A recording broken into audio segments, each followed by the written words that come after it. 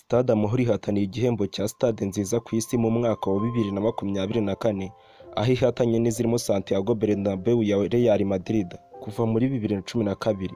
Urubuga stadium.db.com rutegura iri rushanwa ritorerwamo stade nziza buri mwaka. Kuri ubu muri stade zihataniye iki gihembo mu mwaka washize wa 2024 harimo na Stade Amahoro iheruka kuvugururwa igashyirwa ku bushobozi bwo kwakira abantu barenga 45,000 bicaye neza. Izindi stade 22 zihataniye harimo iya Real Madrid Santiago Bernabeu nayo iheruka kuvugururwa, Egypt Stadium, Hamuza Stadium yo muri Uganda, Kingdom Arena yo muri Arabia Saudite, Mezi Monumental yo muri Argentine n'izindi. Gutora stade nziza muri izi zihatanye bikorwa hanyuzwe ku rubuga rwa Stadium.db.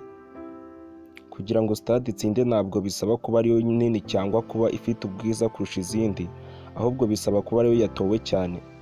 Ubwo iri rushanwa ryatangiraga mu mwaka wa 2012, stade yatsinze ni Arena do Germio yo muri Brazil ifite ubushobozi bwo kwakira abantu 65,000, aho yatowe n'abantu barenga 20,000.